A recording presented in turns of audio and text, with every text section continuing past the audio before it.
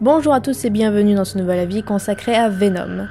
Venom est un film américain qui est sorti le 10 octobre et qui est réalisé par Ruben Fleischer, papa de Bienvenue à Zombieland, et qui a dans son rôle titre Tom Hardy. L'histoire est celle de Eddie Brock, un journaliste d'investigation qui nous est présenté comme un mec cool, bien travailleur et qui aime sa petite amie, interprétée par Michelle Williams. Et 10 minutes après que le film ait commencé, il perd son travail, son appart et sa fiancée parce qu'il a été un peu trop curieux avec le Dr Drake et son entreprise Life, qui a récupéré des créatures qui viennent de l'espace et qui font du coup des expériences pas très catholiques. Sauf qu'à un moment, Eddie Brock absorbe l'un de ses symbiotes et Venom entre alors dans sa vie. Alors, qu'est-ce qu'il vaut à mon avis ce film ?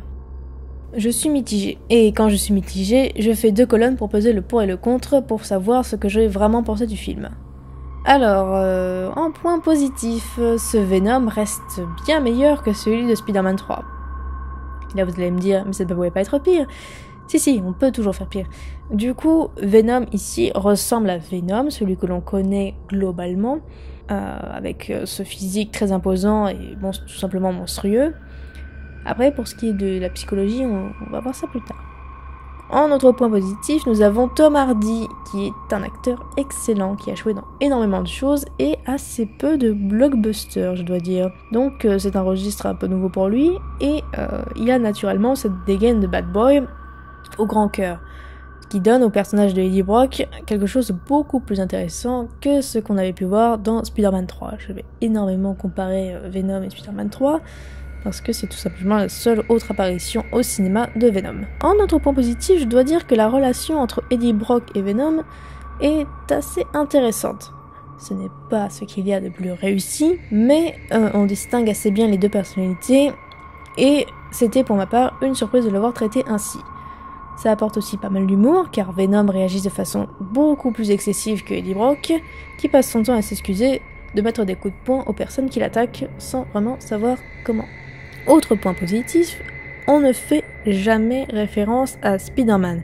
D'ailleurs, l'action ne se passe pas à New York, mais à San Francisco. Alors, je ne sais pas si dans de potentielles suites nous verrons Spider-Man, mais je trouvais que c'était assez couillu de ne pas du tout en faire mention. Mais maintenant, nous allons passer au point négatif. Venom est un héros dans cette histoire. Même s'il a des aspects négatifs, il est le héros de cette histoire. Avec Eddie Brock, évidemment. Du coup, ça me pose problème, puisque pour moi, Venom, c'est un méchant. Si ce n'est le méchant de Spider-Man. Avec le bouffon vert. Voilà, ça me gêne de le voir aussi gentil. D'ailleurs, dans ce film, il y a assez peu de scènes gore, voire même pas du tout. Parce qu'en fait, la production tenait à ce que le film fonctionne très bien, et du coup, pour éviter d'avoir une classification qui empêcherait des enfants d'aller voir le film, ils ont fait le choix d'avoir très peu de scènes violentes en fait. Et ce qui fait que la monstruosité que présente Venom est beaucoup réduite. Et ça me pose problème, puisque j'aurais aimé voir Venom être vraiment méchant pur et dur. Après, c'est un spin-off, et c'est le personnage de Eddie Brock qui est beaucoup plus mis en avant que celui de Venom. C'est des choix, mais pour moi, c'est négatif. Autre chose, du coup, le méchant de l'histoire est absolument inintéressant. Vraiment.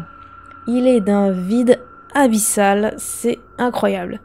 C'est même pas un méchant qu'on déteste ou qu'on adore, on s'en fout. C'est un méchant, et on sait que c'est pas le méchant. Ce n'est pas un méchant très important pour la suite. Voilà, c'est juste le premier bad guy, et ensuite on passera à autre chose.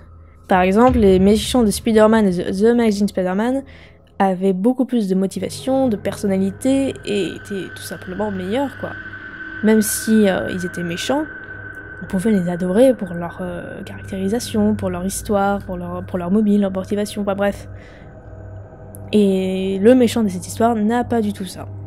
On comprend très vite qu'il est égoïste, qu'il est riche, c'est un problème, et qu'il ne fait preuve d'aucune compassion, ni pour les êtres humains, ni pour la planète. C'est vraiment un méchant écrit pour un public enfant. Il est méchant, c'est tout ce qu'on sait de lui. Autre point négatif, il y a des ombres un petit peu dans le scénario. Des fois, on nous montre quelque chose, mais pas en entier, et on nous explique pas certains trucs. Du coup, c'est un petit peu au public de se faire sa propre sauce, d'essayer de comprendre, de faire des théories.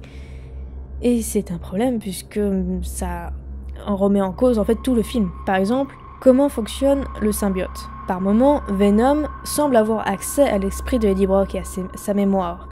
Mais il est quand même obligé de lui demander pourquoi il fait ci, pourquoi il fait ça, pourquoi est-ce qu'il a le cœur qui bat très très vite quand il voit sa petite amie. Ok, très bien. Sauf qu'au début du film, un autre symbiote prend possession du corps d'une sorte de gardienne scientifique et il arrive à lire sur les cuissons le logo de l'entreprise du méchant. Donc il sait lire, de l'anglais en plus. Donc ça veut dire qu'il a accès à la mémoire au moins de la personne qui l'intègre. Du coup, ça ne colle pas avec le fait que Venom ne puisse pas capter tout ce que Eddie Brock connaît. C'est des détails, mais ça fait bizarre, ça sonne bizarre. On a l'impression que c'est mal agencé. Et un autre point négatif, je ne sais pas si ce sont les effets spéciaux ou la volonté de la production qui ne voulait pas que ce soit trop violent, mais les scènes de baston sont courtes et presque illisibles. J'en viens à recomparer avec les anciens Spider-Man, étaient beaucoup plus développés.